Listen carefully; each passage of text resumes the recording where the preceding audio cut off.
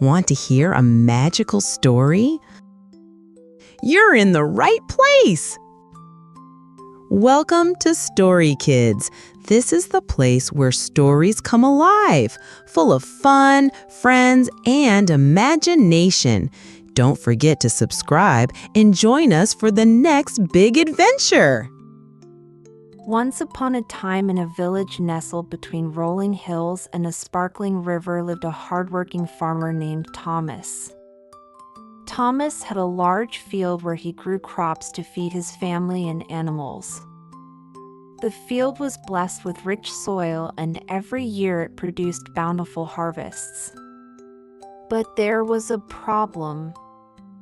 The crops needed water, and the only source of water was the river flowing past the edge of the field. The river was wide and deep, and its water was crystal clear and oh, so refreshing. But there was one big problem. It belonged to the grumpy Lord Bumble, who wouldn't allow anyone to use it. He and his sons cut down trees and moved stones, all the while humming a happy tune. His servants brought him fresh fruit and pastries, and he sipped his tea while watching the birds outside his window. His servants rushed to Thomas, demanding that he stop what he was doing. But Thomas just smiled and kept working. Suddenly, he saw Thomas working on the weir. His face turned as dark as thunder. They worked tirelessly, driven by the hope of a bountiful harvest and the knowledge that they were defying Lord Bumble's greedy rules. Everyone burst out laughing, and even Thomas couldn't help himself. Seeing this, Lord Bumble's anger turned to shame. He slowly got up, brushed himself off, and walked back to the mansion. The plants that once stood tall and proud were now drooping and thirsty. He needed that water to save his crops, but how could he get it? Thomas was surprised by the visit, but he welcomed Lord Bumble with a warm smile. "And I want to know how you managed to do it." And with that, he stomped out of the house and marched toward Thomas, his face red with anger. For many years, he had let his greed control him, and it had made him unhappy. He wanted to change, but he didn't know where to start. He thought about digging a canal from the river to his field, but it would take too long, and his crops wouldn't survive that long without water. At first, he was furious, but as he saw the happy faces of the villagers, his anger turned to sadness. "Of course I can help you. Why don't you come with me to the river? We can build another weir together." He realized that hoarding the river's water hadn't brought him any happiness, and seeing the joy he had caused by sharing it, he felt a pang of regret. Then he had an idea. He would build a weir to divert some of the river water into his field. Thomas and Lord Bumble worked side by side, building a weir that would bring water to more fields and help even more people. As they worked, Thomas shared stories about kindness and generosity, and Lord Bumble listened intently.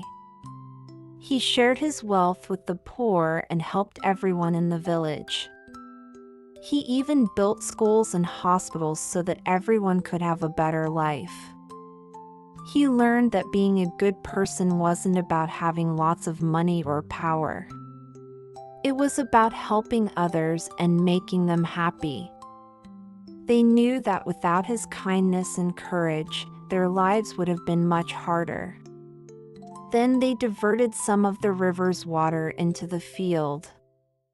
And tell stories about Thomas, the farmer who had shown them the true meaning of sharing. He apologized for being greedy and promised to be a better man from now on. The villagers forgave him and celebrated with him, and everyone enjoyed the feast.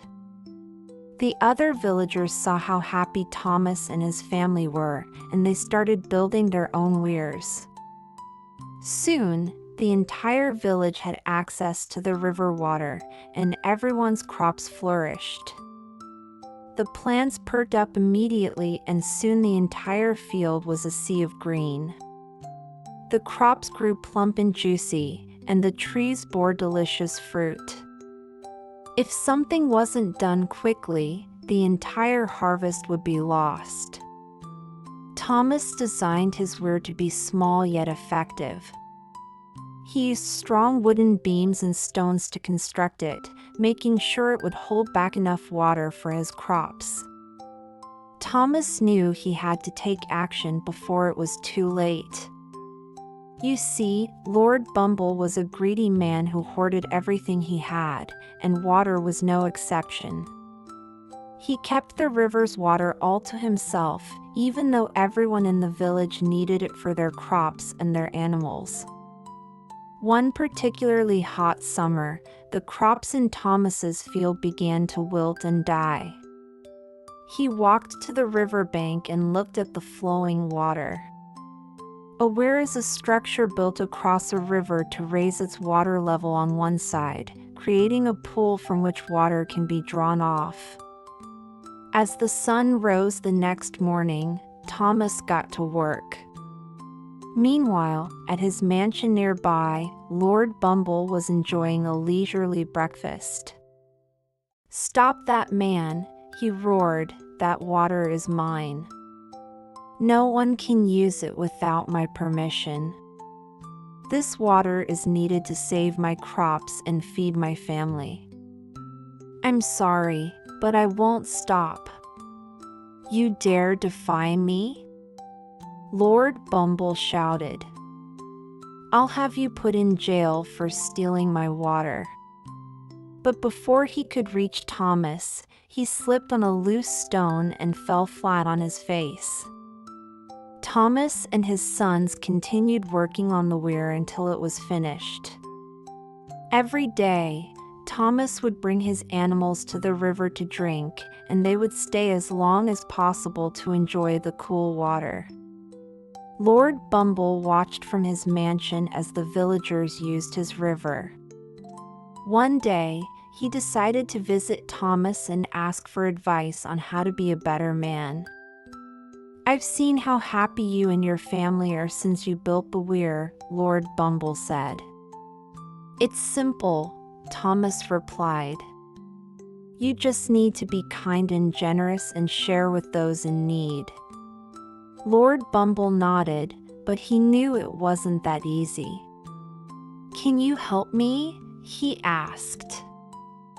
"I want to become a better man, but I don't know how." Thomas smiled. And that's exactly what they did.